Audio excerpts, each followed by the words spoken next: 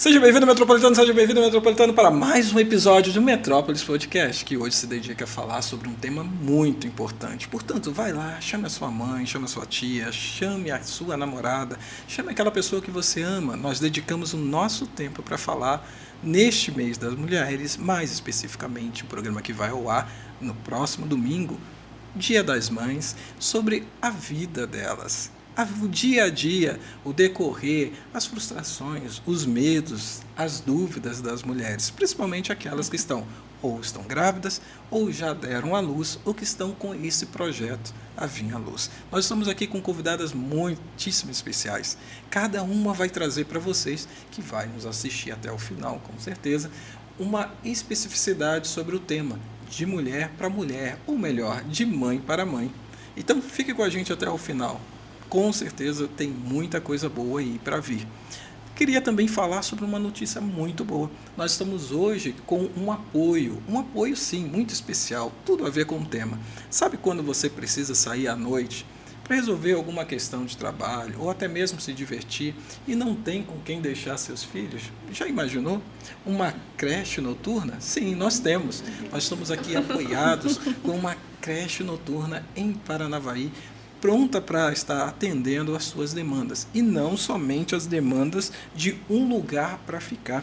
A creche noturna de Paranavaí, conhecida por desenvolver um ambiente de uma rede de apoio, um ambiente gostoso, um ambiente lúdico e um ambiente com conteúdo para crianças a partir de 8 meses. Você quer saber mais? Aqui durante todo o nosso episódio vai estar aparecendo o QR Code e as redes sociais. Vai lá, vai ser uma boa.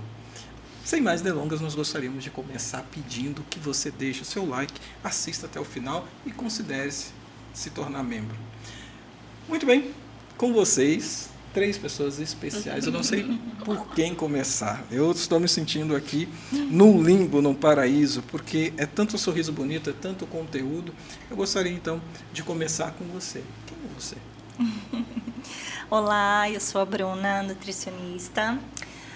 Atualmente, eu estou trabalhando com a área materno-infantil, mas eu sou formada há 11 anos. Eu comecei na nutrição na área de UAN, que chamamos de Unidade de Alimentação e Nutrição. Então, eu comecei assim, logo que me formei, já comecei nessa área. Trabalhei num restaurante industrial, numa cozinha industrial ali por 2 anos, foi o meu primeiro trabalho. Nessa cozinha industrial, elas serviam, em média, umas 2.000 refeições por dia. E lá eu era segundo turno. Então, eu trabalhei durante 2 anos nesse restaurante. E em 2014, eu recebi uma proposta e fui para um outro restaurante industrial. Aí, nesse restaurante industrial, eu trabalhei quase 8 anos. E era cozinha industrial também, alimentação coletiva. Era menos refeições, em torno de 1.000 refeições, mas eu gerenciava essa cozinha sozinha. Tinha, em média, umas 15 cozinheiras, então fazia o gerenciamento dessa cozinha sozinha lá, responsável pelos 3 turnos, girava 24 horas, né, a cozinha, mas eu trabalhava de manhã, primeiro turno. Quando eu engravidei, que veio aqui a reflexão do mundo, né? O que eu faço da minha vida, né? Que tempo eu vou ter? Porque na UAN, na Unidade de Alimentação e Nutrição, muitas horas, uma carga horária bem extensa, uma rotina bem corrida. Então, assim, eu não tinha muito tempo, sabe? Para fazer as minhas coisas. Então, quando eu engravidei, eu comecei a refletir sobre isso, né? O que eu quero para minha vida? Então, fiz essa reflexão e eu engravidei bem na pandemia, no início da pandemia, e fiquei afastada durante quase um ano, praticamente, né? Os 9 meses da gestação, mais os 5 da licença. Então, eu comecei a refletir, eu não queria parar de trabalhar, abandonar minha vida profissional, mas eu queria ter mais tempo para ficar com meu filho, né? Mais tempo de qualidade. Então, eu comecei a pensar nas áreas da nutrição. E foi quando eu me deparei com a área materno-infantil. Comecei a estudar, me atualizar, fazer vários cursos. Então, durante toda a minha gestação, eu estava lá em casa, nesse período, né, de pandemia, assim, fechada em casa. Mas eu estava me atualizando, estudando para entrar nesse mercado de trabalho, que é a área clínica, né? Então, assim, me deparei com muitos desafios, né? Porque você tá há 10 anos numa área e você entra para uma outra área totalmente diferente. Então, ali eu tive bastante desafios. Mas era o que eu queria, né? Mudar de área, ter mais tempo com meu filho, uma agenda que eu conseguisse gerenciar meus horários, fazer meus horários. E aí eu me deparei com a área materno-infantil. Essa área eu consigo atender mulheres, desde as mulheres que estão tentando engravidar, as gestantes, o pós-parto, as crianças em introdução alimentar, as crianças com dificuldade, adolescentes, enfim. É uma área bem ampla, eu consigo pegar bem essa galera, ajudar bem essa galera em todos os aspectos e todas as fases dessa vida. Do meu lado direito, eu sempre falo direito para não errar o esquerdo, nós temos a Cíntia. Quem é você, Cíntia? Olá, eu sou a Cíntia, sou mãe, consultora de vendas, empreendedora, 1001 utilidades, né? Sou mãe especial, tenho um menininho de 5 anos, o amor da minha vida, onde desde a expectativa da gestação até o nascimento, de toda a nossa história, ele me despertou uma grande mulher que nem eu mesma conhecia. Então, o Lucas é um presente mesmo de Deus e eu tenho aprendido a cada dia como ser mãe, como ser mulher e como também ter uma saúde, uma boa saúde mental para poder estar cuidando dele, porque ele é uma criança que merece uma mãe extraordinária. E eu venho buscando isso todos os dias. Excelente. Não menos importante, doutora Natália, quem é você? Meu nome é Natália Boer, eu sou médica pediatra, sou formada em medicina na Uningá e fiz residência médica em pediatria aqui na Santa Casa de Paranavaí.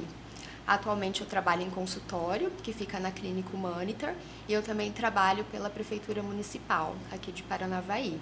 Já fiz pronto atendimento infantil, já trabalhei em UTI e NEL, né? Mas atualmente estou nesses 2 serviços.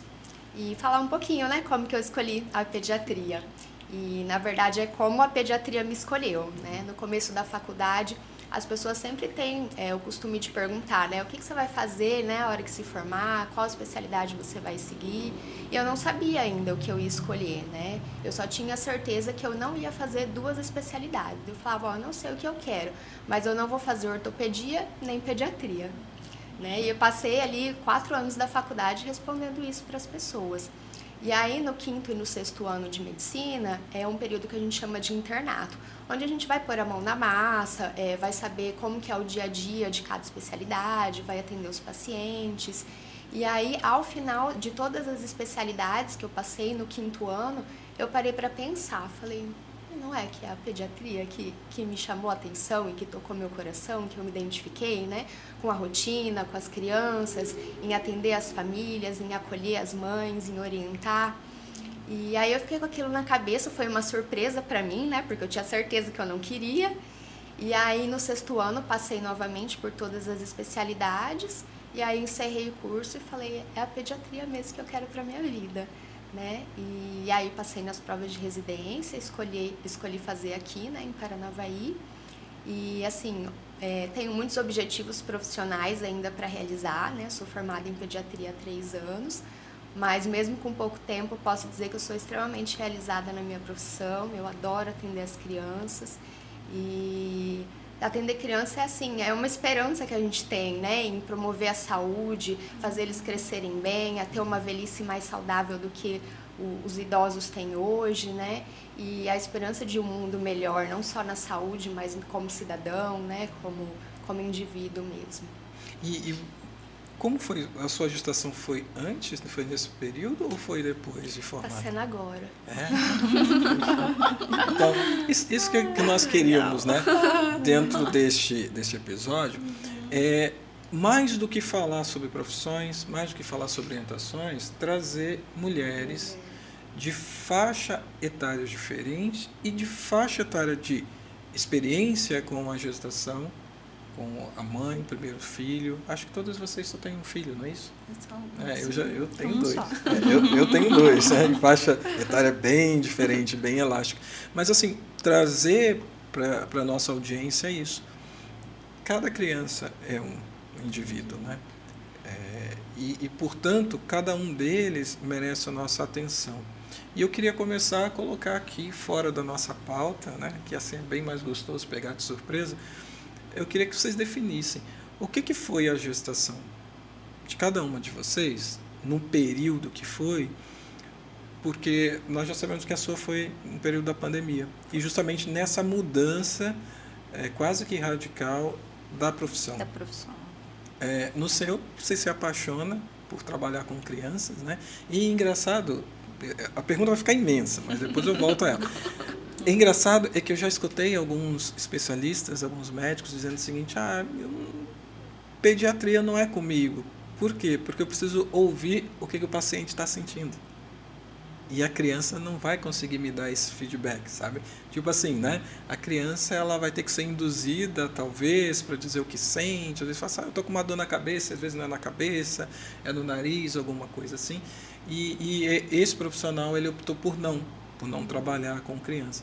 E aí você falou, nossa, eu me apaixonei, né? E aí algumas pessoas também perguntam assim, mas ela se apaixonou pelas crianças por o fato de ser mãe, né? E também assim, então eu queria, se vocês pudessem fazer aí uma retrospectiva, por isso da pergunta tão longa, para dar tempo de vocês pensarem, como que foi a gestação dentro do papel de ser mulher, dentro do papel de ser uma mulher em atividade, e o que isso mudou na percepção de vocês, na escolha da profissão, e como que vocês lidam com isso? Eu queria começar com... Eu tô de pouquinho, eu tô de 10 semanas, né? Então, assim, foi uma gestação planejada, me formei, montei consultório, tudo. E aí agora chegou o momento, né? Apesar de ser pediatra, eu também sou mulher, então eu tenho minhas dúvidas, eu tenho as minhas angústias, os meus medos. Então também para mim vai ser um desafio, né? Tô cuidando da minha saúde, fui na nutricionista, fui na Bruna, né? Sou paciente dela. Então, acho que vai ser um desafio para mim também, né? Eu vou ter as mesmas dúvidas, as mesmas angústias que as mães. Só que assim, eu faço parte do mundo da maternidade, né? Eu convivo com as mães praticamente 24 horas. Saio do consultório, mas estou ali no celular respondendo, né? Então, assim, essas coisas mais da área médica, cólica e tudo mais, eu acredito que vai ser um pouco mais tranquilo, né? Mas também vou me apavorar na primeira febre, né? Mãe é mãe, né? Não tem jeito, não importa se você é da área da saúde ou não é, acredito que vai ser um grande desafio. Mas esse vínculo 24 horas que você tem com as crianças são crianças dos pacientes, né? Que mesmo você tendo a ciência do que estudou, né? E tudo, eu gosto muito daquela foto que você está com um livro baseado, né, num livro, a pediatria baseada na ciência, né, comprovações. Isso te dá uma certa tranquilidade. Mas quem tem tranquilidade 3 horas da manhã com um filho, né, com filho febre, com cólica, chorando, sem saber, de novo, sem saber dizer o que está sentindo. E aí eu me reporto e tento me incluir aqui, que eu me lembro do meu primeiro filho, o Lorenzo, que hoje está com 19 para 20 anos, eu andava com ele pela sala. A mãe dele, então, fazia faculdade e não ia se ausentar da sala de aula. E eu ficava ali, ele com poucos meses. E para mim aquilo era um desafio sem fim. Eu torcia para que o relógio corresse naquele período, porque, embora também tinha sido a nossa primeira gestação, e acredito que ela sabia tanto quanto eu, nós não sabíamos nada, na verdade, né, daquilo que iríamos aprender. Você ter aquele serzinho nos braços, você olha ali e faz o checklist, está alimentado? Tá molhado? Não tá, né? Tá sujo? Não tá. O que é que mais falta, né? E a segunda gestação foi bem mais tranquila desse sentido, né? Você já fala, cara, talvez esse filme eu já vou ver de volta. Mas e você, Bruna, como é que foi? Essa segunda parte aí, na pandemia e ainda... foi grávida. Na pandemia e não foi planejado. Então, eu usava DIU e o DIU... polêmica, né? Usava DIU, assim, tinha acabado de colocar 30 dias com o DIU e ele deslocou, eu tive que tirar, e nessa transição de tirar eu engravidei. Foi muito rápido, E aí eu descobri, eu já estava de 8 semanas, então foi um susto, assim. Vamos combinar aqui, vocês podem trocar um pouquinho esse negócio de semana por meses, porque eu tento, mas eu não consigo me adequar. E eu acho que muitos homens que vão estar assistindo falam, cara, não é mais fácil Mas falar já em meses? quase 2 meses. Aí, ó, então. quase 2 meses. Quase 2 meses. Facilitou.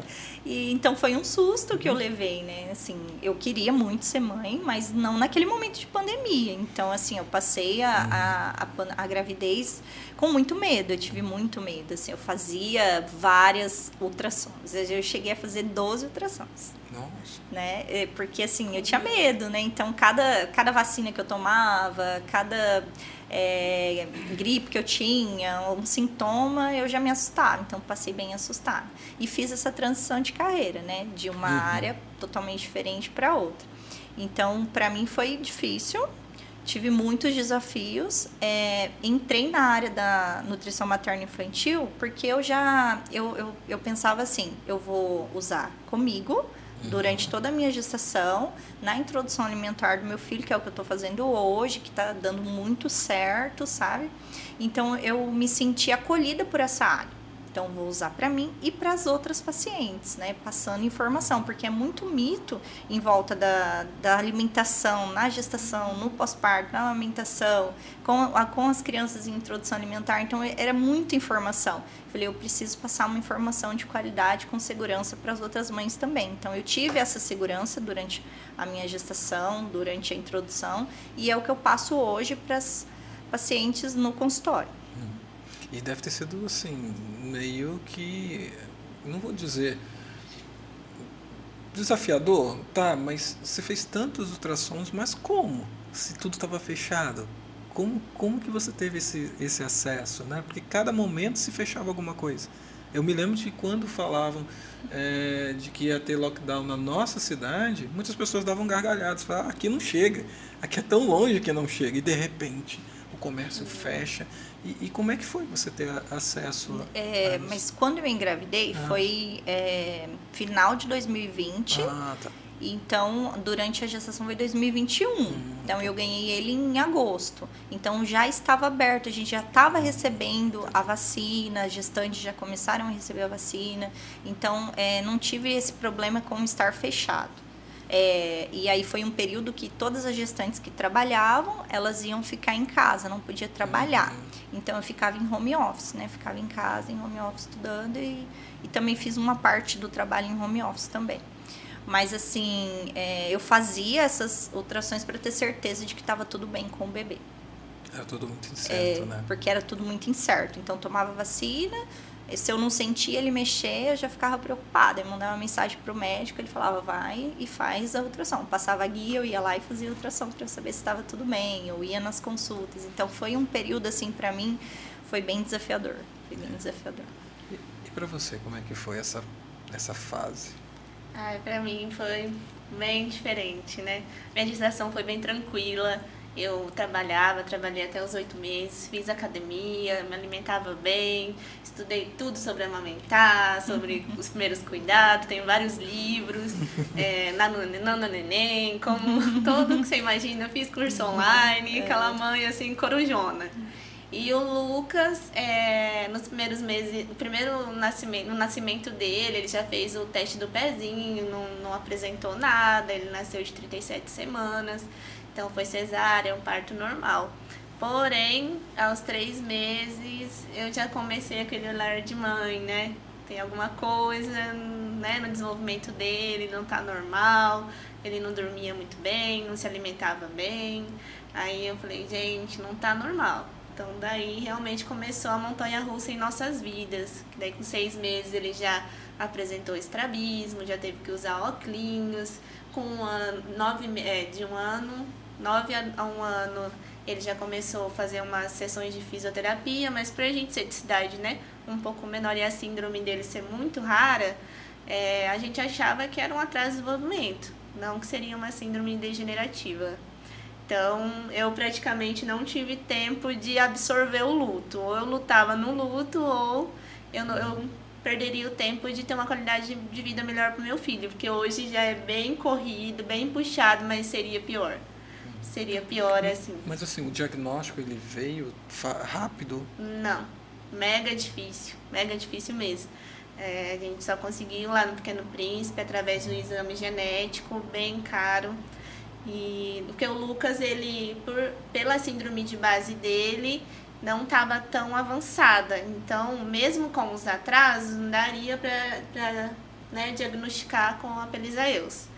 Então, a gente fez o exoma, que é um exame genético, um mapeamento genético, para encontrar essa peça que estava faltando. Porque ele fez ressonância, só tinha lesão no cérebro, mas não sabia nome. Então, as médicas precisavam de um norte para poder ter um diagnóstico e um tratamento adequado, né? Daí veio aquele turbilhão. Você tem um bebê de 1 ano e pouquinho com uma síndrome degenerativa, né? Você fala, meu Deus, eu vou perder meu filho. Aí você fica entre...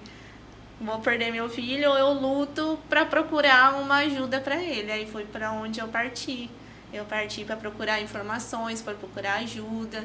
Eu cheguei na doutora que é especialista em doença rara através de uma mãe do Rio de Janeiro, que ela me ajudou, porque ela tinha um contato da médica, porque tudo é muito difícil, tudo é muito demorado, tudo é muito caro. E o tratamento do Lucas foi todo particular, porque não tinha tempo, era uma luta contra o tempo. Mas enfim, eu tive uma maternidade bem diferente, mas eu acredito que hoje toda mãe que está gestante, assim, tem que pensar, é difícil, a gente não quer que nossos filhos passem por nada no mundo, mas que seja feita a vontade de Deus, né? Eu acho que toda essa minha trajetória com o Lucas, eu aprendi a desfrutar da nossa viagem. Que a gente acaba idealizando uma viagem e você fica presa, né? Ah, mas poderia ser assim, porque ele é tão pequeno, tanta picadinha, passou por 2 transplantes de medula óssea.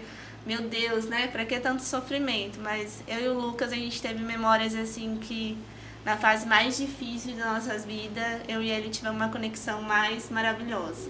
Então eu falo que ele é meu tesouro, ele me ensina e eu sou forte por ele e ele é forte por mim. Acho que um ajuda o outro.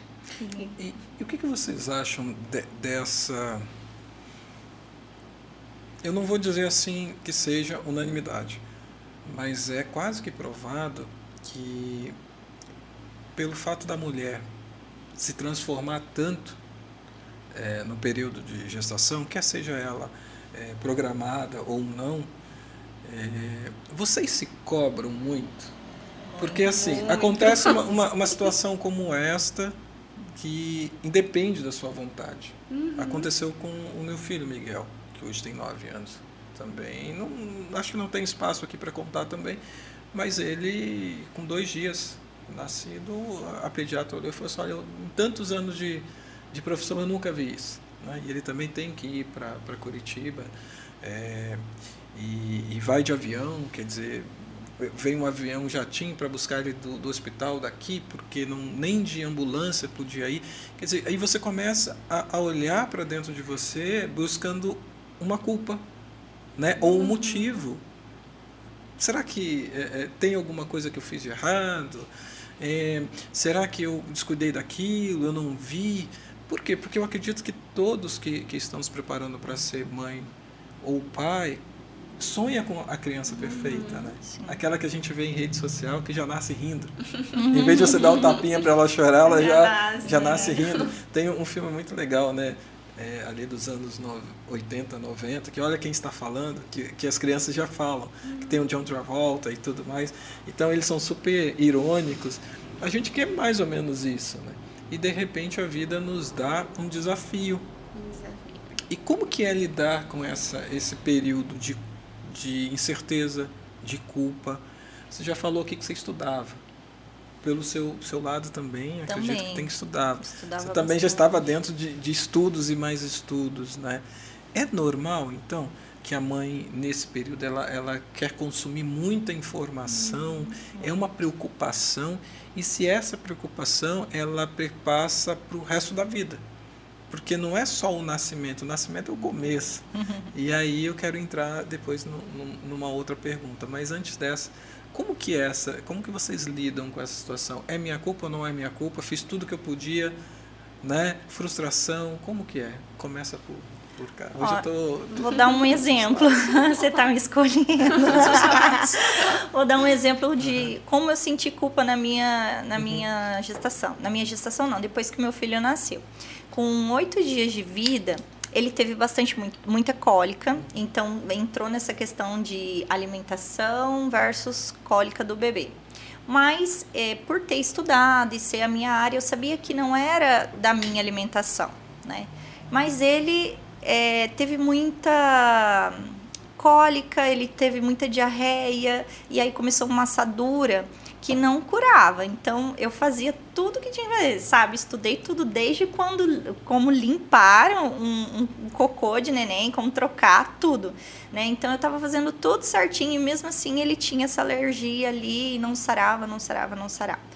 E aí, eu não enxergava o que estava acontecendo. Com 8 dias de vida, só me culpando, né? Só me culpando. Onde eu tô errando? Será que é a fralda? Será que eu tô esfregando muito forte? Será que é o sabonete que eu comprei? Será que é o jeito que eu tô fazendo? Tô demorando para trocar ele? Então, tudo isso passava pela minha cabeça, né? Aí, com 8 dias de vida, eu levei ele na pediatra. Hoje é a Natália, a pediatra dele, mas no começo não era.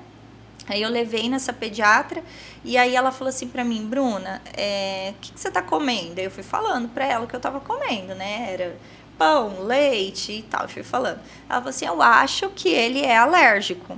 Eu tenho quase certeza que ele é alérgico ao leite. Então, você vai excluir da tua dieta leites e derivados, né? E eu gostava muito de consumir leite e derivados. Era iogurte, era queijo, né? Pão, leite, tudo no café da manhã, café da tarde. Então, isso eu estava machucando o intestino do meu filho sem saber que ele era alérgico, né? Então, quando ela falou isso pra mim, aí veio um estralo. Daí eu falei, não, então, peraí, se você acha, eu já vou cortar. Aí foi quando eu cortei tudo da minha dieta. E aí, a assadura começou a sarar. Mas mesmo assim, sarando, eu fiquei me culpando. Como eu, nutricionista, materno-infantil, como que eu não vi esse sintoma? Como que eu não enxerguei? E passou todo esse tempo para poder sarar, né? Então, desde a maternidade, já começou a assar. Porque ele já nasceu alérgico, né?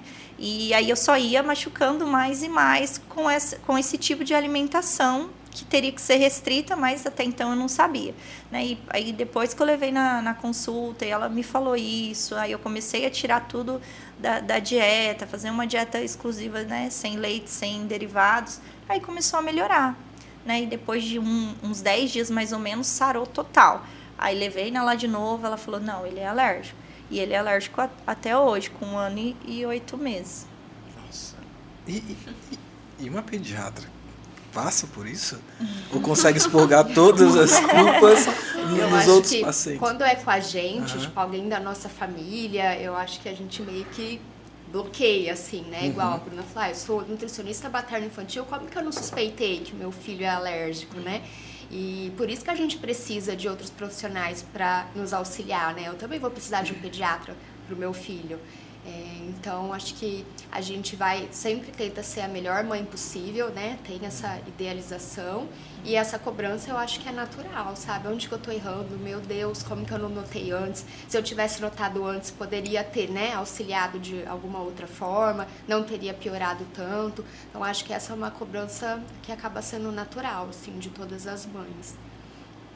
Mas é saudável? Vocês acham que é saudável? Hoje que vocês já passaram por algumas fases, é saudável?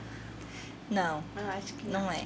Porque só dificulta o puerpério, que já é uma fase muito difícil. Turbulenta, né? Então, qualquer coisa que der errado, a gente se culpa e a autoestima baixa e o psicológico cada vez pior. Então, a gente precisa estar forte, né? Porque o bebê precisa totalmente da gente. Então, desde o banho, a alimentação, e se a gente está com o psicológico abalado, aí já atrapalha na amamentação. Se é um sonho da mãe amamentar, ela já não consegue amamentar. Então, não é saudável, né? Toda essa culpa que a gente carrega.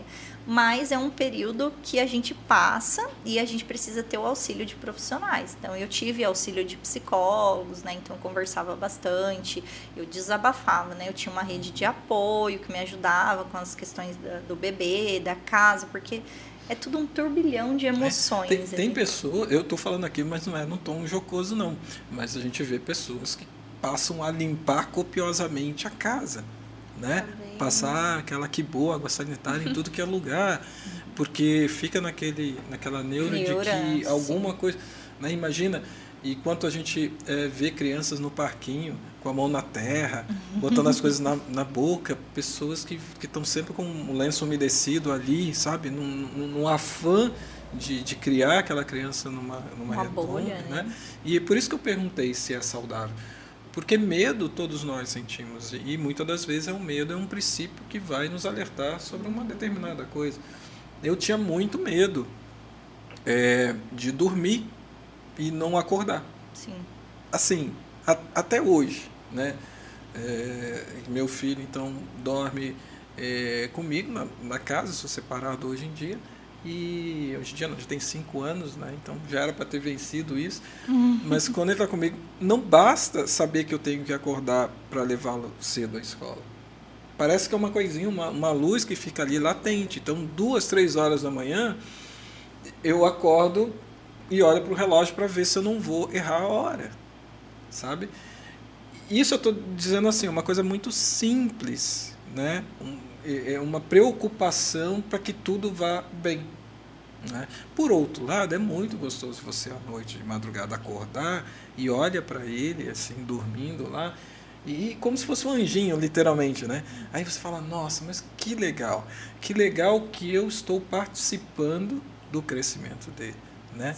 E então, por um lado, fica aquela tensão de não errar, por outro, basta eles estarem dormindo, ressonando, com uma paz, com uma, sei lá, uma sensação de barriguinha cheia, ou que não tem nada ali atrapalhando o sono, para tranquilizar a gente, né? Mas a partir do momento que acorda, começa tudo outra vez. Né? O meu tá naquela fase. Eu dou o café da manhã, ele pergunta o que eu vou almoçar. Que bom! Aí eu chego no almoço, o que vai ter de lanche, entendeu? Quer dizer, nunca para de cobrar, né? Então, em falar em cobrança, agora é para a Bruna. Nas suas redes sociais, você coloca ali que é o papel inerente da pediatra fazer parte da vida da mãe, e aí eu incluo os pais, o pai também, né? Principalmente chamo a atenção para os pais que estejam cada vez mais presentes, né?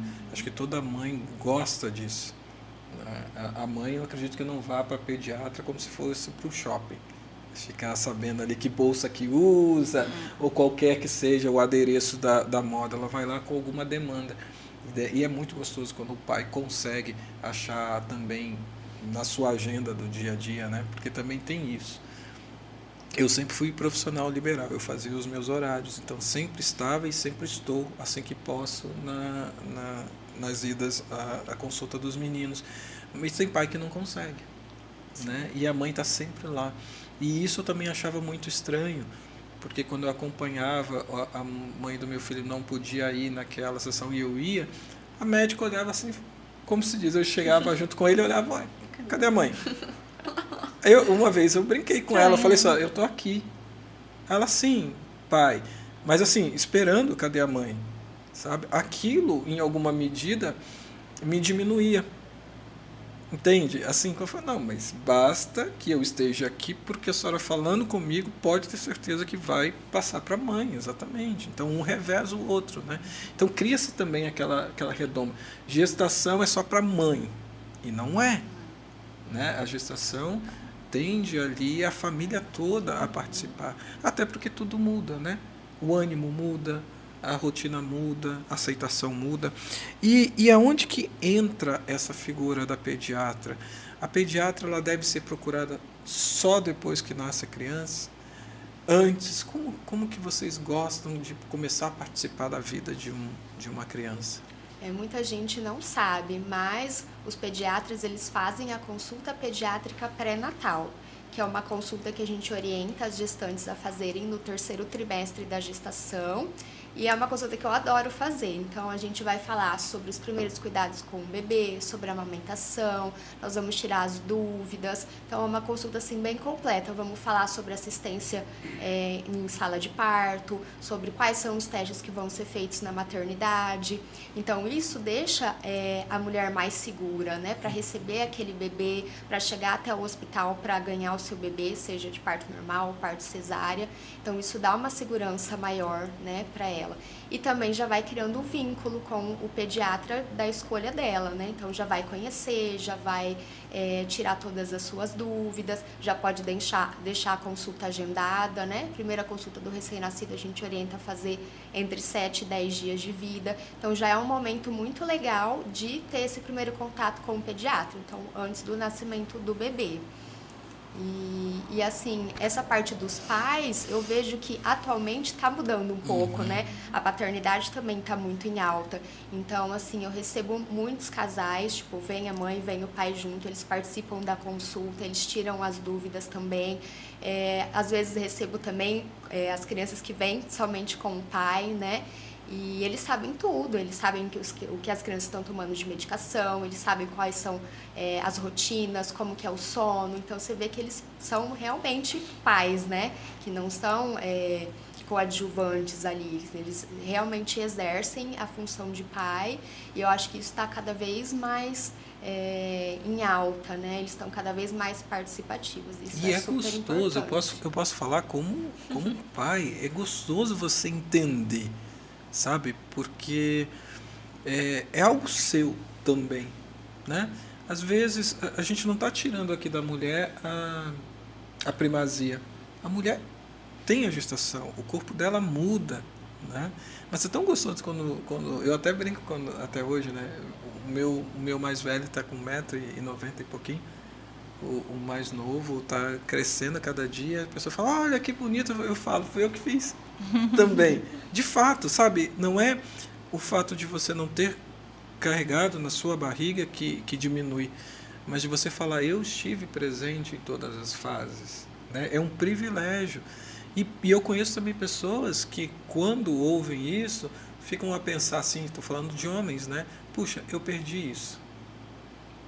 Hoje ele já está grande, né? Ele já faz outra coisa.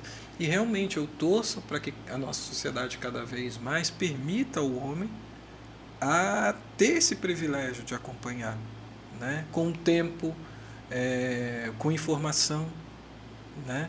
Porque dizer que hoje, isso é coisa de mãe, isso é coisa de pai, já não cabe mais. Pai não é rede de apoio, pai é pai, né? Pai. Então só não amamenta, de resto faz tudo. Faz tudo. Então quer dizer que a parte do acompanhamento, da escolha da pediatra, ela é fundamental que seja feita antes até, né? Para que aí não tenha que pegar o bonde andando, vamos dizer assim.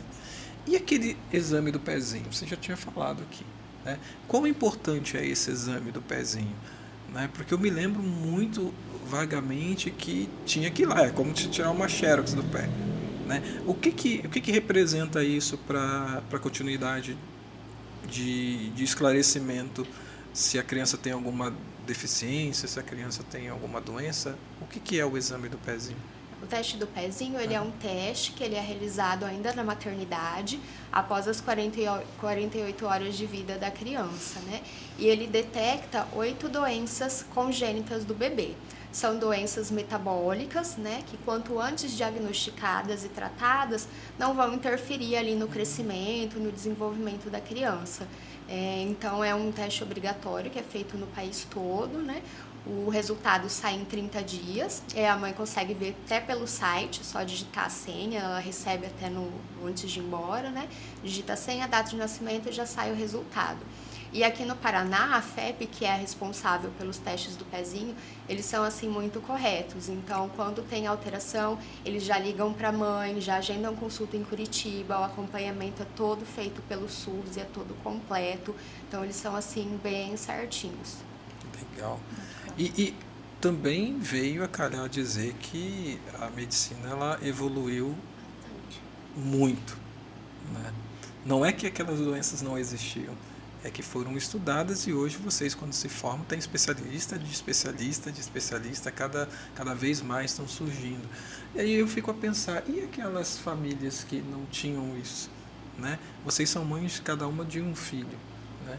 E aquelas mulheres que têm 2, 3, 4, 6, dava tempo, você como pediatra, dá tempo de se estudar cada criança, cada acompanhamento? É até interessante a gente falar isso, porque hoje, por exemplo, dar um exemplo só do autismo, né? Antes a gente ia diagnosticar a criança com autismo com 4 anos. Hoje não, com o acompanhamento, com o acesso que as mães têm aos serviços de saúde, a partir de 1 ano a gente já começa a notar alguns sinais, né?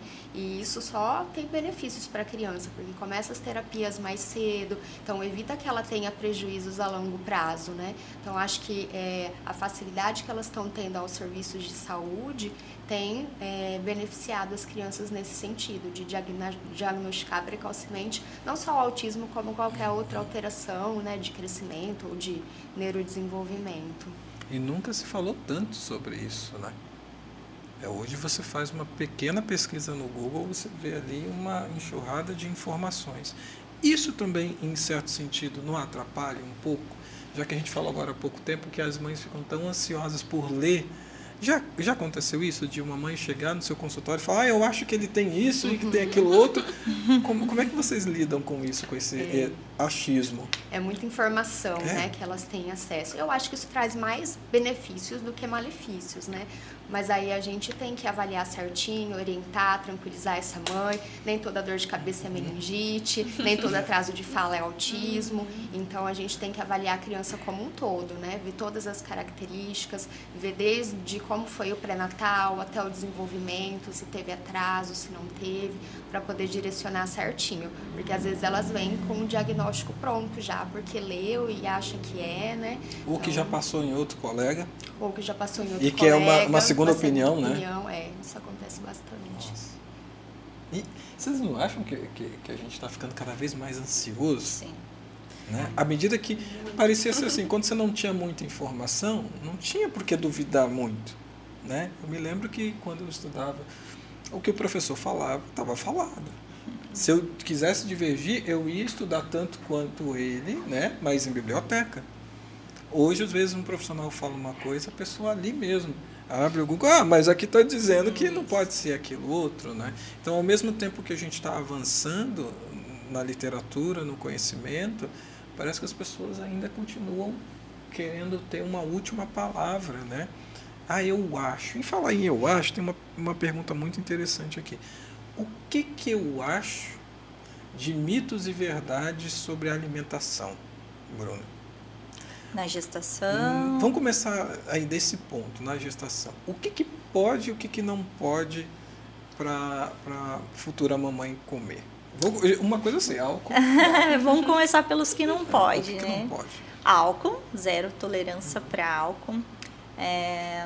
Refrigerantes, açúcar, farinha branca em excesso, né? Não é ideal. Comer carne mal passada, ovo com a gema mole, peixe cru, alimentos industrializados. Grava uma frase: desembrulhe menos e descasque mais. O que a gestante pode comer? Comida de verdade.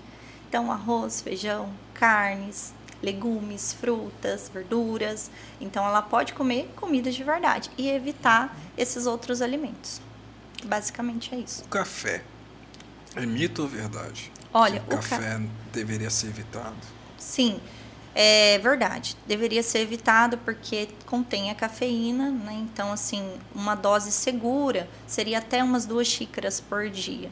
Né? Não precisa excluir tudo, mas o excesso. Eu acho que o excesso que peca. Por exemplo, eu não diria para a mãe assim, você não pode tomar nunca um refrigerante, mas 1 copo de refrigerante para 1 litro de refrigerante tem diferença. Né? E as pessoas acabam pecando nisso, no consumo exagerado.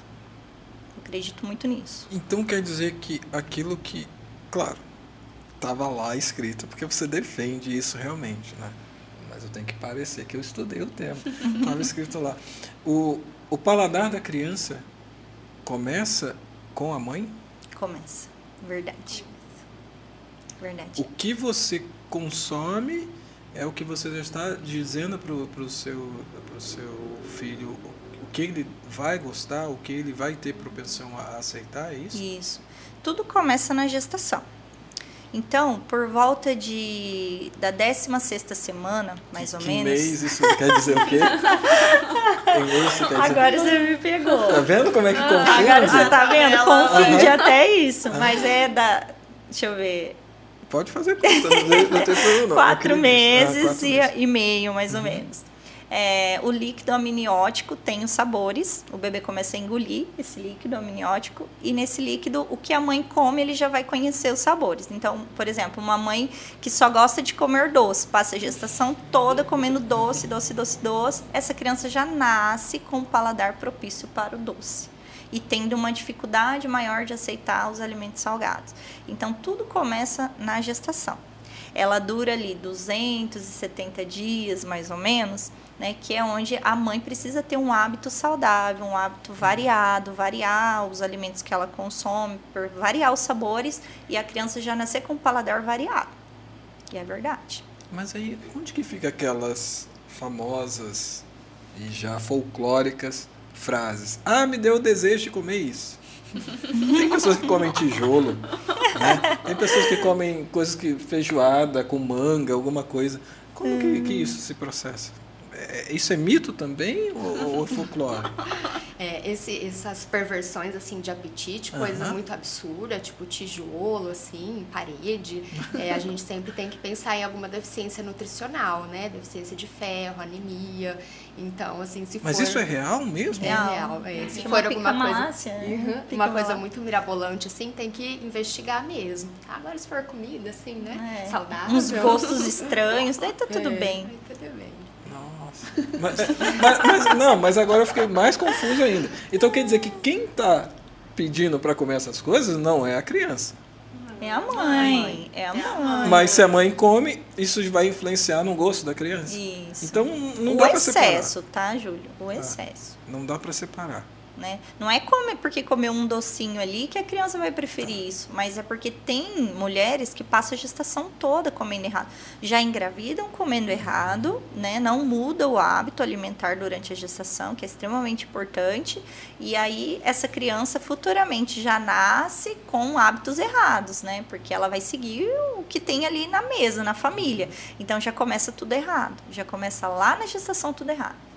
Então, gestação é hora de rever os conceitos. Isso. Né? Já passou da hora, na verdade, Já né? passou da hora. E assume-se de que a partir daquele momento não é mais só uma pessoa. Isso, Né? é uma vida. É uma vida que vai ser orientada para isso. Mas como que se quebra hábitos tão rapidamente? Porque às vezes você pode falar, nossa, eu estou ganhando peso. Como se quebra essa rotina? O que você costuma dizer para as mães? Mães que já têm essa predisposição, por exemplo, mães que já têm aí o que a gente vai chamar de gravidez de risco, né? Obesas, comorbidade. Como que se trata isso? Para aquelas mães que têm uma gestação planejada, é um pouco mais fácil, porque elas têm um tempo maior, né, para cuidar da alimentação, para já começar uma atividade física, caso elas ainda não façam, né? E então tem todo um processo, suplementação vitamínica desde antes de engravidar, né? Mas mesmo para aquelas gestações que não são planejadas, tá em tempo, né? De mudar os hábitos, de procurar uma boa nutricionista. E a gente tem bastante casos agora de diabetes gestacional também, né? Acho que a Bruna deve entender bastante, que tem riscos para a mãe, tem riscos para o bebê e tem muita relação com a alimentação materna. Então tem que fazer um bom controle, né? Tudo certinho, por os exames todos em dia, para que seja uma gestação de baixo risco, que dê tudo certo. Exercício está liberado? Se não tiver risco, assim, né, sangramento, risco de abortamento, tá super liberado. Mas também é super aquela saudável. questão, né? Sem exageros. Sem exageros.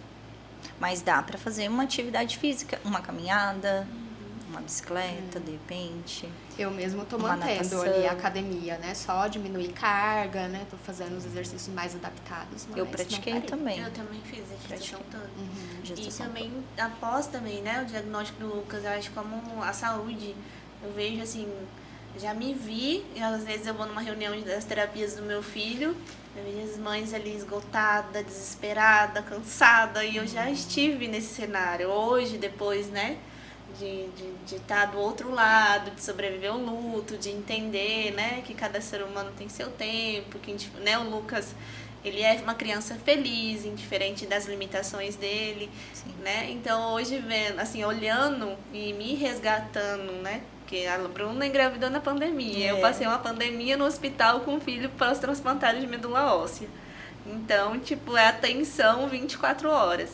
Então, hoje, eu, tipo, olhando, eu vejo como que é importante a saúde e principalmente a alimentação e exercício físico. Sim. Eu acho que eu não conseguiria continuar trabalhando, continuar com várias atividades que eu tenho no dia, cuidar do Lucas, a rotina de terapia, se eu não tivesse priorizado um tempo de academia. E não tenho desculpa agora, ele vai pra física e eu vou pra academia. E aí, tá Então, vendo? eu acabei conciliando, porque eu ficava no celular enquanto ele estava na sessão. E é 1 hora. Em 40 minutos eu faço meu treino. Não é pra ser uma maromba, né? Mas já tô Pra ali manter saúde. mantendo saúde. Porque Encaixando o tempo para que todos saiam beneficiados, Isso. né? Porque é uma pergunta que vem agora, uma série de perguntinhas bem rápidas, bem difíceis e capciosas. Como saber, por exemplo, se produz o leite suficiente? Como sei que o bebê está saciado? Eu já não sei nem para quem que eu vou fazer essa pergunta. Para vocês. Uma mãe que venha perguntar assim, primeiro, eu quero saber se eu vou produzir leite suficiente e como que eu vou falar só, encheu, a tampinha encheu. Tem algum processo? Tem. Olha, a mãe tem que estar se alimentando bem, ela tem que estar tranquila, tem que estar bem hidratada, dá uma sede tremenda, a gente tem que tomar muita água, se hidratar bem, a pega desse bebê tem que estar correta. Então, assim, muitas coisas. A pega, a boquinha do neném no seio. Essa pega, ela tem que estar bem corretinha para poder produzir leite. Então, quanto mais o bebê suga, mais a gente vai produzir. Porque o peito, ele não é estoque, né? Ele é fábrica. Então, ele vai fabricar leite conforme a sucção do bebê. Então, o bebê tá sugando. Demanda. Isso. Tá sugando. Sob demanda. É mais fácil, né? Entender essas coisas. É assim. E aí, como saber se ele está sendo alimentado? Você vai observar se ele está fazendo xixi, se ele está fazendo cocô. Você vai levar o pediatra vai avaliar o peso, vai saber se ele está ganhando peso na curva. E aí você vai saber que seu filho tá bem, né? Olhando para o seu filho. Então, olha para o seu filho, né? Você vai identificar. Mãe tem esse sexto sentido, né? Quando tem algo de errado, a gente percebe. Então, o olhar dele, a gente já sabe que tem algo de errado. Né? Então, essa questão do leite, eu creio muito nisso. E tem que ter muita informação e confiança, porque vai chegar as pessoas ali e vai falar assim, seu bebê está chorando muito, seu leite é fraco, seu leite não está sustentando. Então, a mãe que se prepara, que estuda, que entende sobre a amamentação, ela amamenta o seu filho tranquilamente. E é suficiente nesse período? Em que período só o leite é suficiente? Até o 6º mês. Exclusivo, né? É o que a gente orienta, é o que é a recomendação do órgão de saúde, mas existem vários fatores que impedem a mãe de amamentar. Então, é assim, a licença maternidade é 4 meses, né? Mas as orientações são que amamente até o 6º mês. Então, essa mãe volta a trabalhar e aí fica sem orientação de como amamentar essa criança. O apoio lá no trabalho talvez ela não tenha, ou não recebeu orientação de fazer ordenhas, que é tirar o leite materno, armazenar e dar para o seu filho. Então, vários fatores influenciam isso. Mas a orientação é que se amamente exclusivo até o 6º mês. 6º mês. E tem como fazer essa medida? De como a Bruna está falando sobre peso, sobre a nutrição? O ganho de peso a gente calcula nas consultas, né? Uma coisa bem legal de falar é que o bebê, nos primeiros dias de vida, ele perde peso. Então, às vezes eu recebo recém-nascidos no consultório que já passaram em primeira consulta com outro profissional, tá lá com 15 dias de vida e com fórmula. Por que tá com fórmula? Porque o primeiro pediatra disse que não tá ganhando peso. Gente, um bebê com 15 dias não vai ganhar peso, porque ele tá aprendendo a mamar, ele tá desinchando, ele eliminou mecônio. Então, é um processo fisiológico de perda de peso, né? Um bebê que não é prematuro, ele pode perder até 10% nesses primeiros dias. Então, muitos deles, depois de 15 dias de vida, que vai começar a ter um ganho efetivo. Então, assim, não é o momento de começar uma fórmula, né, nesses primeiros dias. É o momento de reavaliar a pega, ver se tem uma boa sucção, se a mãe está segurando na posição correta e, se necessário, pesar a cada 7 dias para depois, né, desse período de perda de peso fisiológico, ver se realmente, né, tá ganhando peso suficiente e tudo mais. Então, assim, nesses primeiros dias, a introdução de fórmula por baixo ganho de peso é bem equivocada. E, às vezes, acaba favorecendo o desmame precoce, né? Porque aí a criança pode fazer confusão de bico, que daí a mãe oferece a fórmula na mamadeira, que aí é mais fácil de sair o leite, o bebê não quer mais pegar o peito, então vira, assim, uma confusão, né? Nossa, e é tão importante esse contato da pele, né? Da mãe. Não é só receber a alimentação, mas ele deve se sentir acolhido, né? O momento dele, esse contato materno ali.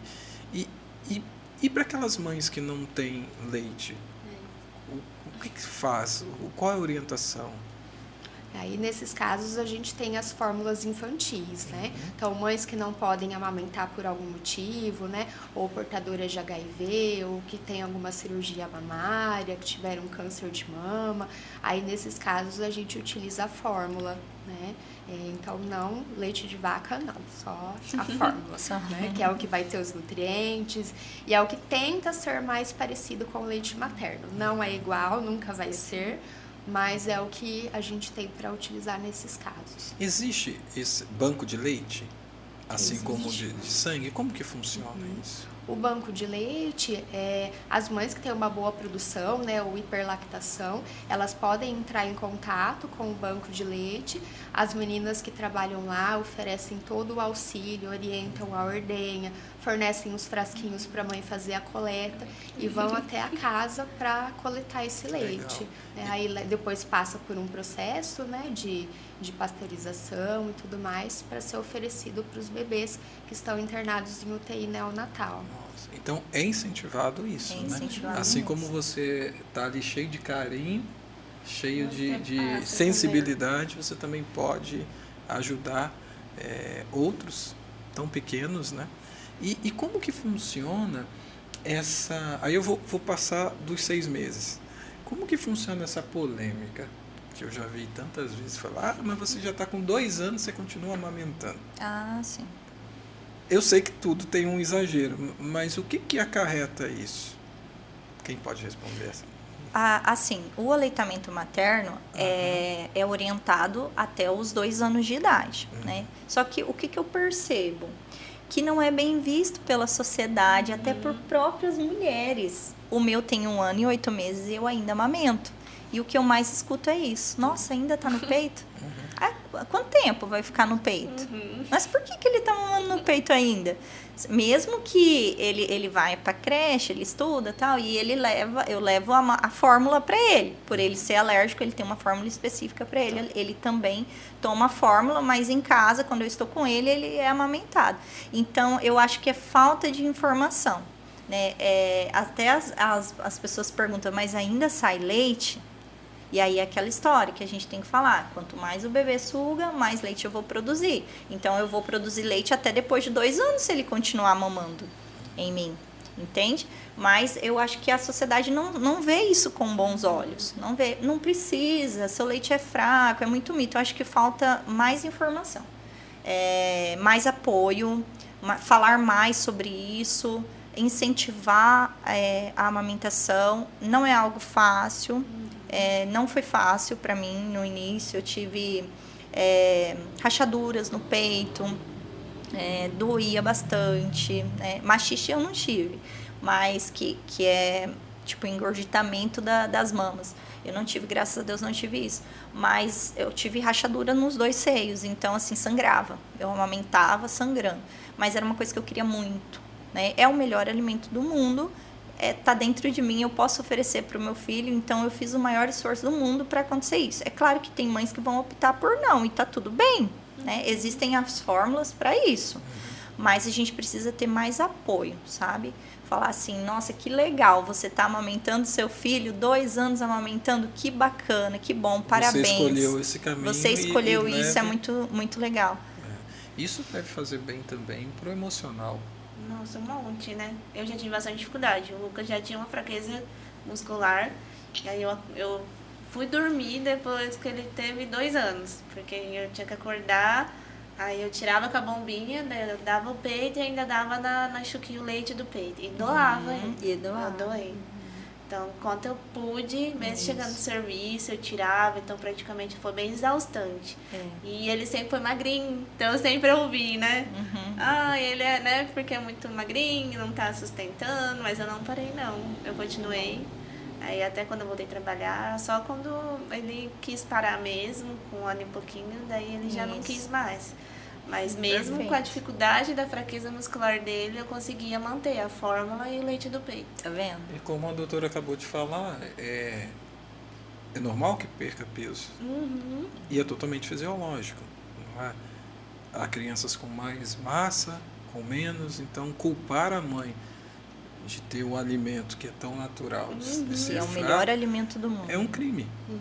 Né? Emocionalmente falando, você vai estar colocando ali coisas que a mulher que está propensa a isso, né? É uma fase de tantas descobertas, fora que ela já tem que solucionar os problemas do dia a dia, ainda levar essa peixe de que não tem alimento suficiente. Qual mãe vai ficar feliz de dizer, meu alimento é insuficiente? Sim. Em falar em alimento suficiente, nessa fase da amamentação, o que se deve evitar? Para as lactantes, Isso. evitar comidas gordurosas, evitar os industrializados. Você fala na questão também de cólicas para o bebê? Isso. Entra também. Olha, o que a gente orienta? Café, chás, refrigerantes, esses alimentos contêm a cafeína e irritam a mucosa intestinal mesmo, né? Então, o excesso desses alimentos deve ser evitado nesse período de lactação. Excessos, tá? Alimentos industrializados, embutidos, então salsicha, salame, presunto, essas coisas ricas em sódio, todos esses alimentos devem ser evitados. E quanto mais saudável for a sua alimentação, mais qualidade vai ter esse leite. E apesar de que mesmo uma mãe que não se alimenta bem, o leite ainda continua sendo o melhor alimento, né? Então, se você tem uma alimentação saudável, balanceada, é melhor ainda, que daí você vai estar passando todos os nutrientes ali para o seu bebê. E fomentando o gosto seleto Isso, dele e formando o paladar dele. Para poder fazer. Tá. Isso. E a dentição? Alface. Me lembrei aqui. Exatamente essa, alface. Ó, a dentição dos bebês, elas começam a partir dos 6 meses de idade, tá?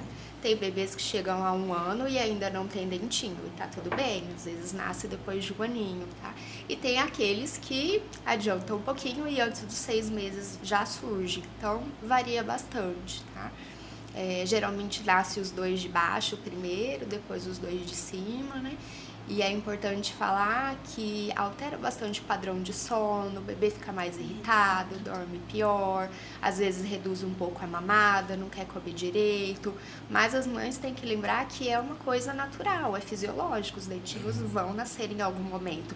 E nem por isso precisa ficar medicando, dando analgésico, né? Então, assim, mordedorzinho gelado, coisinhas assim mais naturais, frutinha gelada, o peitolé, né? Que é o picolé de leite materno. Então, meu coisas tempo não assim. tinha.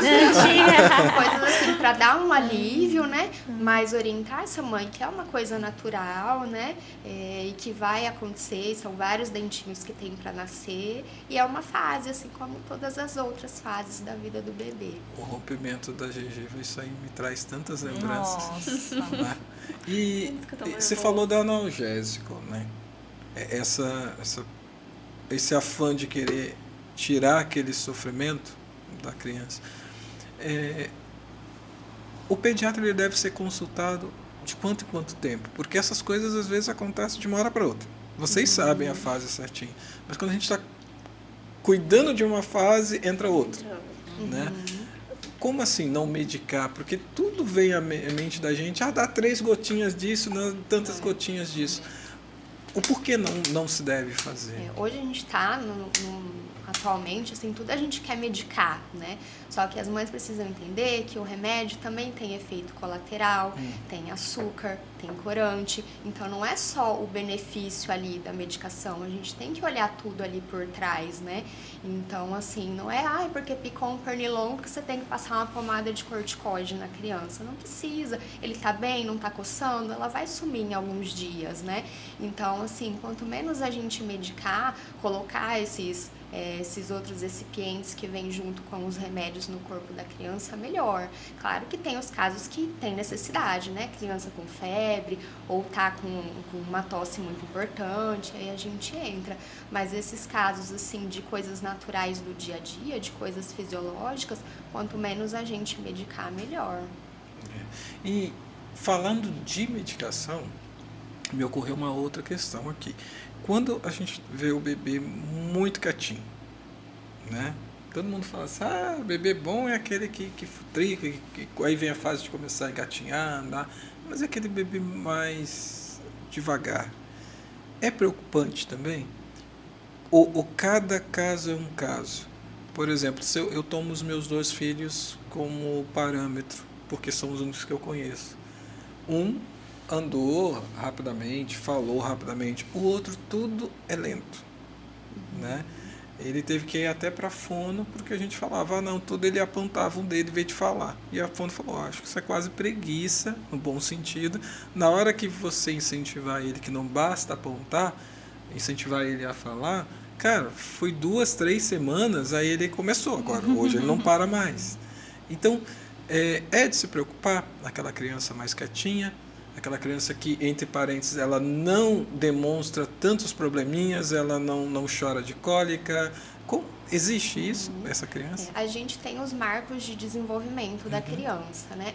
Então, a criança vai sustentar a cabeça ali entre 2 e 3 meses, ela vai começar a sentar com apoio aos 6 meses, vai engatinhar ali perto de 9 meses. Então, são alguns marcos. Claro que tem crianças que vão adiantar um pouco e outras que vão atrasar.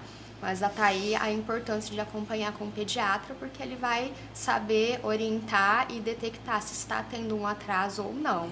Tá? Por exemplo, tá com 1 aninho e não está andando, é normal? Depende, pode ser normal. Não anda, mas engatinha, fica de pezinho, tem tônus muscular, né? Firma as perninhas. Aí a gente pode ir acompanhando até 1 ano e 4 meses, até 1 ano e 6 meses. Mas não engatinha, perna molinha, não sustenta, tem fraqueza muscular, aí já não é normal, né? Uma criança que chegou ali 1 ano e 8 meses, 2 anos, não tá falando nada, que já é uma idade para estar começando a formar frases, a gente também tem que agir, né? Até antes disso. Então, assim, existem os marcos, tem um espaço de tempo que a gente tolera, mas a gente tem que estar atento também aos possíveis atrasos de desenvolvimento, tanto motor como neurológico.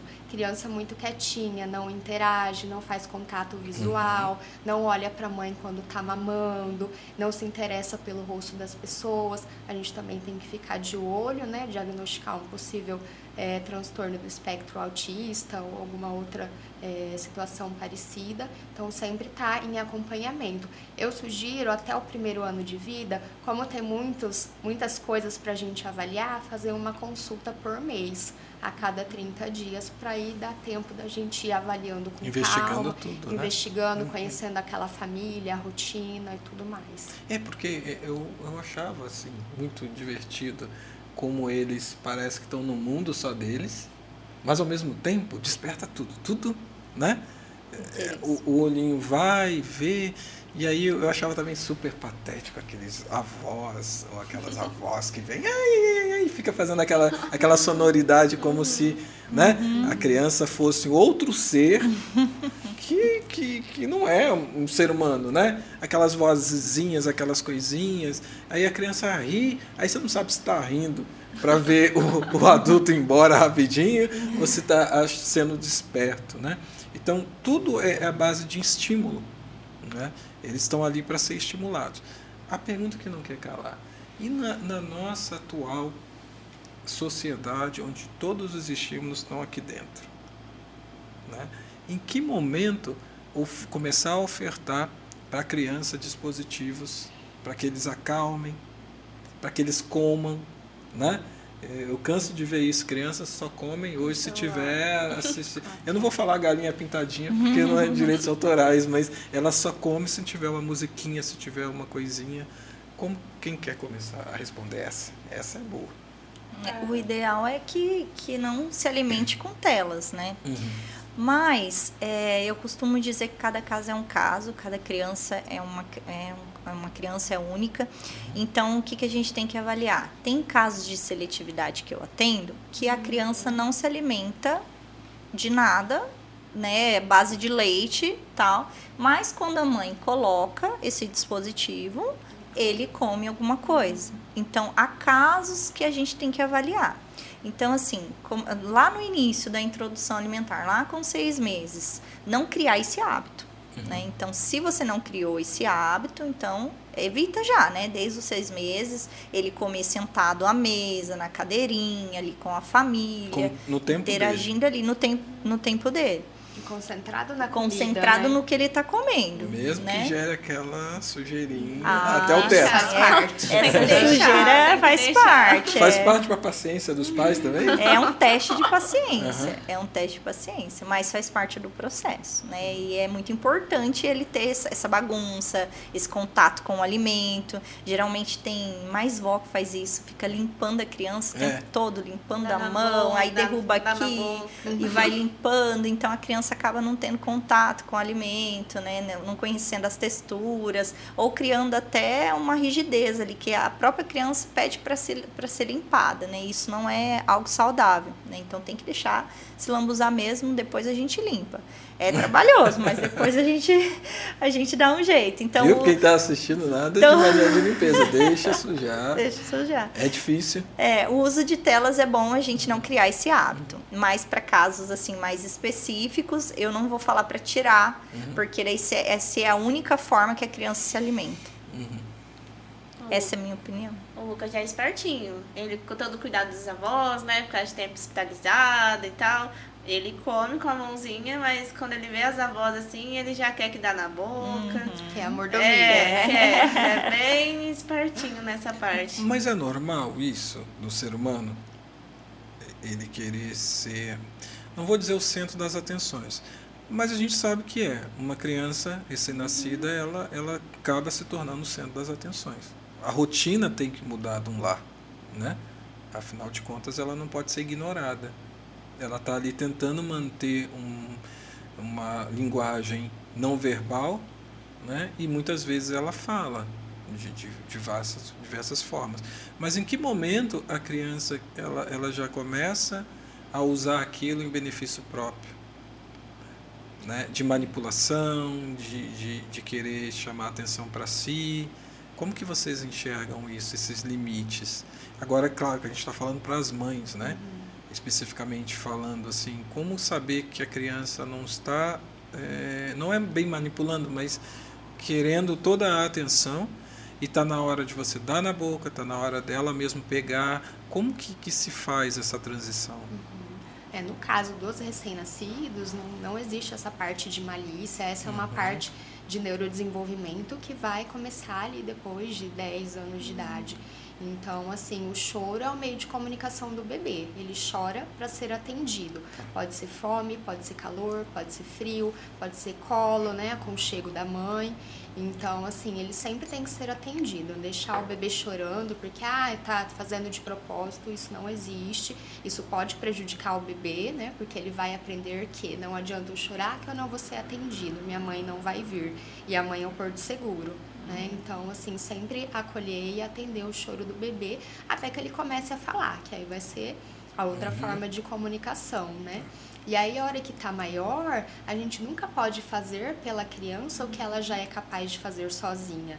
Né? Então, sempre estimular, tipo, ela já consegue ajudar em alguma tarefa doméstica, né? Consegue ajudar a lavar uma louça, vamos deixar ela lavar uma louça, né? Vamos ajudar a dobrar a roupa, a colocar o lixo lá fora. Então, são habilidades que vai ajudar a criança no desenvolvimento, vai criar uma independência e eles gostam de ajudar, eles gostam de participar, né, das atividades do dia a dia, eles se sentem importantes. Então, isso é muito benéfico, você não fazer por ele o que ele já é capaz de fazer sozinho. Mas às vezes é tão difícil no dia a dia, né? Eu não estou querendo advogar uma causa, mas colocando aqui para debate. Não é? Às vezes você está atrasado para a escola. Você fala, calça o tênis. Enquanto ele está ali para tentar calçar o tênis, você já fez N coisas, já está com o carro pronto para sair. Não dá aquela tentação de dizer, eu vou lá, eu mesmo faço rapidinho, já entra e vai. Deixa eu te ajudar, né? É mais rápido.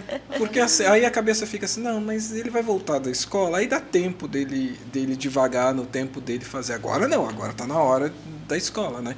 Então, assim, é difícil também pra gente, porque a gente tem horários, a gente tem uma agenda muito corrida, e ainda tem um tempo deles.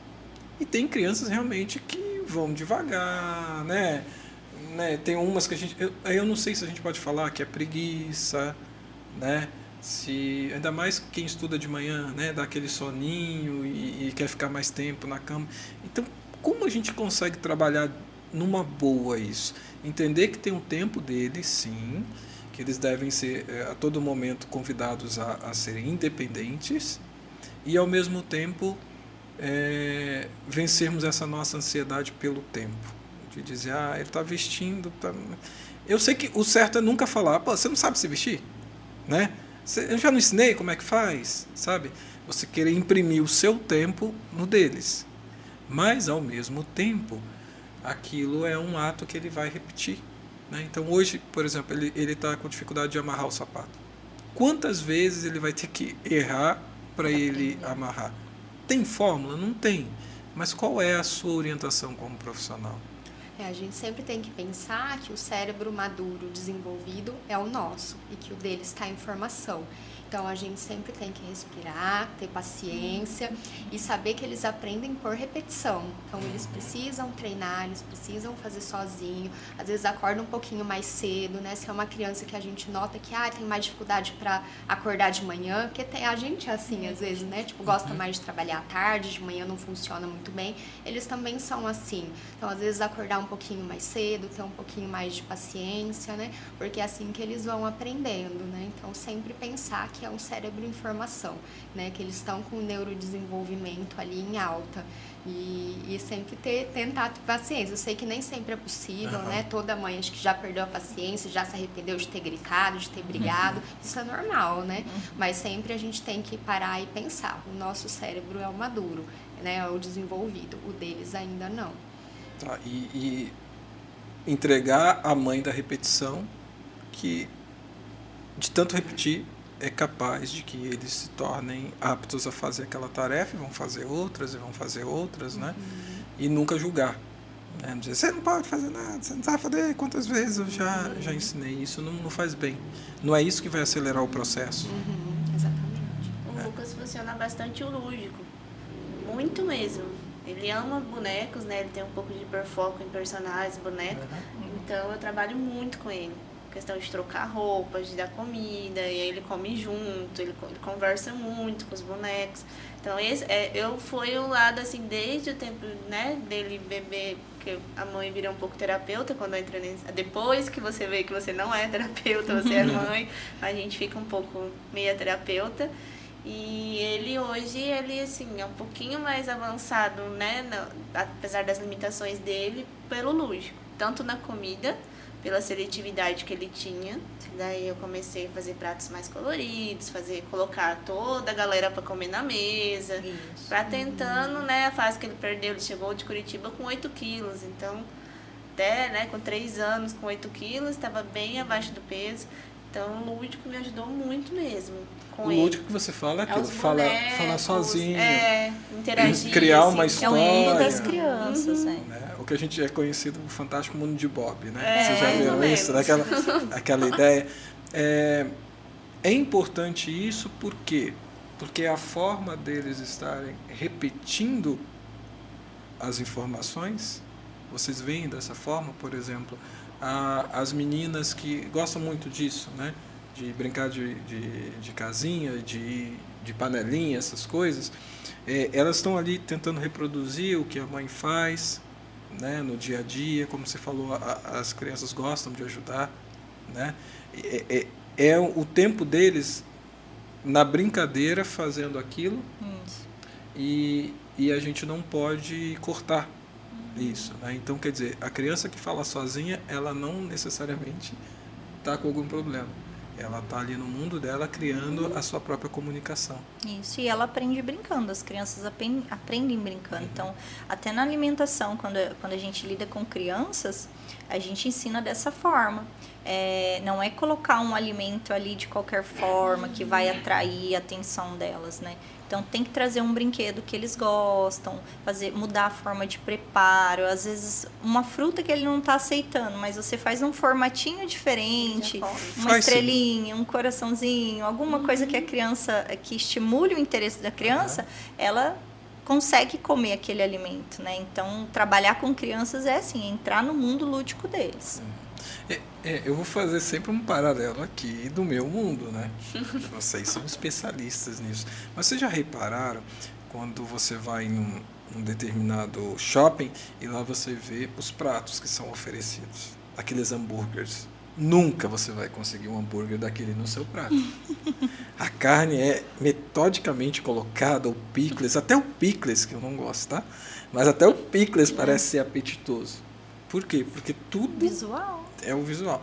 Isso funciona também com a criança, independentemente da faixa etária. Então, quer dizer, não é perda de tempo você colocar coisas coloridas, desenhos, não é perda de tempo. Isso aí é você fazer o reforço, porque se você não... Estímulo. O estímulo. Aí o que eu estou tentando entender é, se você se antecipa ao que a mídia vai querer vender para ele de saudável. Por exemplo, entre comer um arroz, um feijão, uma beterraba, um alface, é mais saudável do que ir lá e pedir o sanduíche, pedir o lanche pronto. Então, se você não fez a sua parte de mostrar que aquilo é bonito, que aquilo é saudável, uma propaganda vem e mostra o contrário. E mostra o contrário, exatamente. Não é? Até as embalagens, o que a gente vê hoje, encontra nos mercados, as embalagens são de personagens infantil, tudo para atrair a criança. E por que a gente não pode fazer isso com os alimentos saudáveis dentro de casa? E não precisa ser algo muito elaborado, não. A gente consegue fazer uma gracinha ali com pouca coisa, né? E isso tudo vai despertar o interesse na criança, porque a indústria já usa isso. Né? Já usa o personagem que a criança gosta, o que passa nos desenhos, e acaba ali consumindo aquele alimento, às vezes nem porque ele quer aquilo, mas porque tem um personagem na capa que é o que ele gosta. Então, trazer isso para os alimentos saudáveis. Eu acredito muito na importância disso. Isso é muito importante. Eu fazia até Peppa Pig de omelete. Você não tem noção. Aí, eu comprei a tá forminha. Até a Peppa Pig era de omelete. E ele amava. Isso, é muito legal. Eu estou fazendo uma viagem no tempo aqui, porque no meu tempo eu olhava lá, tudo que tinha Capitão América eu queria. E era um suquinho ruim, sabe? Sem gosto, mas você ia lá pelo mas pelo hoje personagem. uma horta, né? Colocar as crianças na horta, no caso dos avós. A natureza ajuda muito também, né? Ter o contato, que às vezes fica tão fechado, tão ali guardadinho. Pelo menos assim, eu no mundo, né, das crianças, tanto de autismo e que o Lucas faz terapia com muito autismo, ele tem muitos amigos autistas. Para eles é a melhor terapia mesmo, é o contato com a natureza, é conhecer, né, tantos alimentos e os lugares assim também. Ajudam eles bastante. Infelizmente, o nosso tempo está correndo. Não parece nada, mas pelo que eu estou vendo aqui, a gente está mais ou menos 1h35. Passou muito rápido. E eu falei que ia ser assim, ia ser um bate-papo bem divertido. A gente tem histórias aqui para contar. Eu queria finalizando aqui com uma história, né? Meu filho, então, o mais novo, não pisava em nada descalço que não fosse plano. Então, uma certa vez levávamos ele para a praia e ele ia com a planta do pé, assim, para não pisar na areia, sabe? E aquilo perdurou muito tempo. E ele não tinha, assim, um episódio traumático por trás daquilo. É aquilo que eu achava mais inusitado. Se ele tivesse pisado em alguma coisa, uma fezes de um animal, por exemplo, e ter ficado trabalhando... Não. Tudo que colocava a plantinha do pé dele, ele ia. E o outro, não. O outro, sempre vida normal. O que esses pequenos gestos podem chamar a atenção da gente? Ou seja, hoje ele pisa, anda descalço, não gosta, mas anda descalço. Quer dizer, tudo tem o seu tempo. Então, por um lado, é motivo de investigação, sim. Mas, por outro lado, a gente não deve ficar tão encanado, porque tem o tempo, né? As crianças sentavam no chão, ele não sentava, né? Ia para o parque, era muito engraçado de ver todo mundo correndo e ele saltitando assim para ir o menos possível, mas brincava. Então, ali eu via que não tinha alguma coisa assim super grave acontecendo. Era tipo uma ojerizazinha a sujar o pé, né? Mas como, doutora, entender que tem tempo para tudo? Essa parte da sensibilidade tátil, eu gosto de estimular bastante desde bebezinho.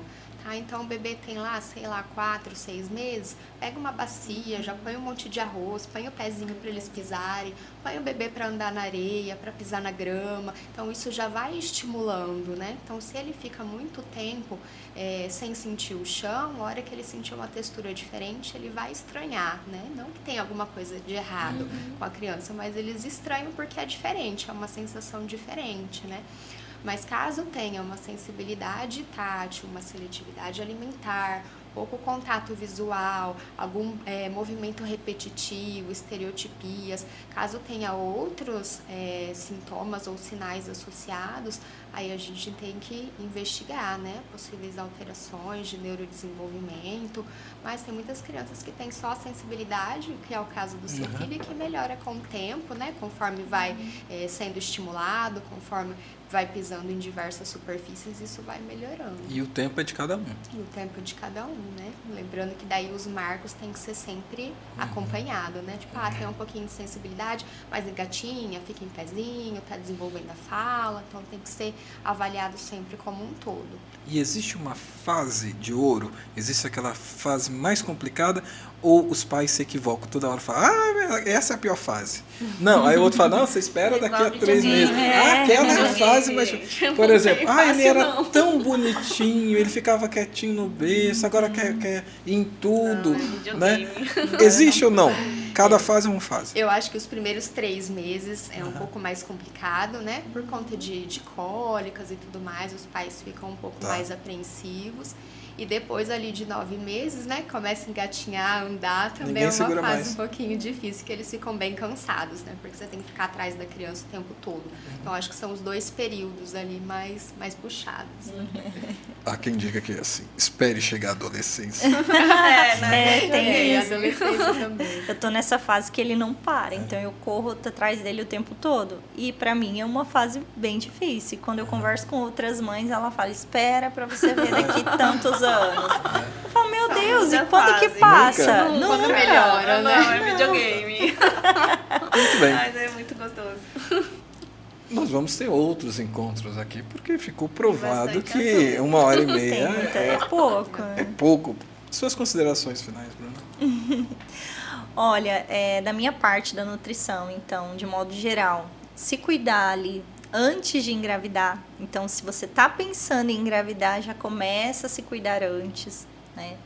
Está gestante, nunca é tarde também para mudar o hábito alimentar. Então, mudar toda a rotina, se alimentar melhor, evitar esses alimentos que a gente conversou aqui, controlar o peso para evitar doenças, né, diabetes gestacional, hipertensão, pré-eclâmpsia. Então, muita coisa a gente consegue evitar através da alimentação, fazendo o básico, né? O simples funciona. Então, se cuidar aí. Na formação do paladar também, né? Quanto mais variada essa alimentação, você vai estar passando uma variedade para o paladar do seu filho. A introdução alimentar muito importante, né? É essa fase dos 6 meses até os 2 anos que a gente consegue formar um paladar adequado para essa criança. Então, as mães precisam incentivar o consumo de comida de verdade e evitar esses alimentos industrializados, açúcar em excesso. Vai ter um tempo para eles conhecerem isso e não precisa ser antes dos 2 anos, né? A gente precisa prolongar essa oferta. Quanto mais a gente prolonga, maior a aceitação dele. Porque depois dos 2 anos, que ele já está mais estabilizado com a alimentação, ele pode sim consumir um doce ou outro, não vai atrapalhar. Mas se você antecede isso, você atrapalha toda uma formação de um paladar adequado. E isso vai fazer refletir lá na saúde dele lá no futuro.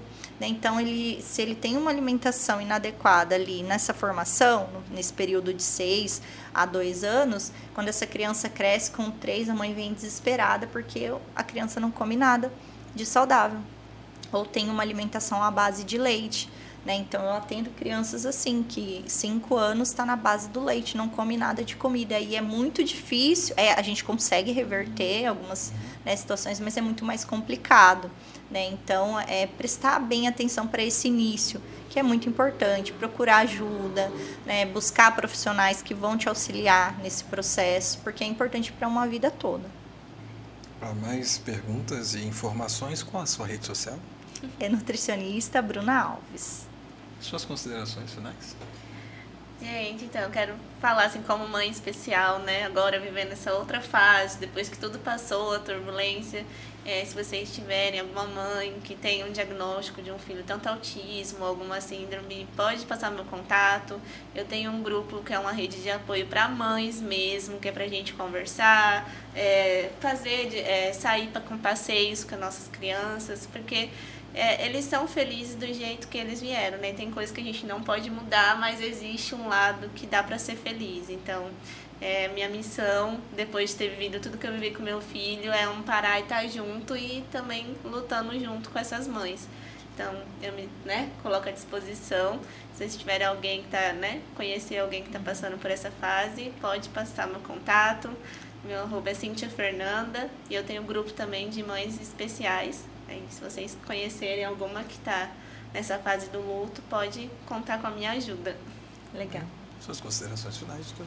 Então, quero salientar a importância das consultas de rotina das crianças, de ter um profissional que acolha a família, que escute as angústias da mãe, né?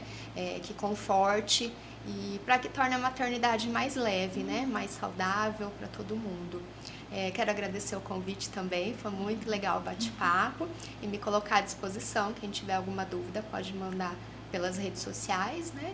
Que é @doutora Natália Boer. Muito bem. Vamos encher as caixas respectivas de mensagens. Você que ficou até agora conosco sabe que tem muito assunto. Então, não faça cerimônia. Cada uma dessas redes sociais vai aparecer aqui no decorrer do nosso programa.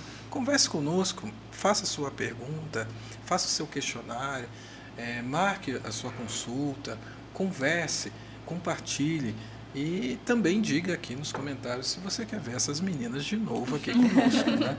Faça a nossa agenda e o Metrópolis Podcast deseja a todas as mães, tanto de vocês aqui, as mães que estão nos assistindo, a minha mãe, Dona Marta, que eu falei com ela que eu ia falar o nome dela aqui. Dona Marta, muito obrigado por tudo, pela paciência, né, até agora.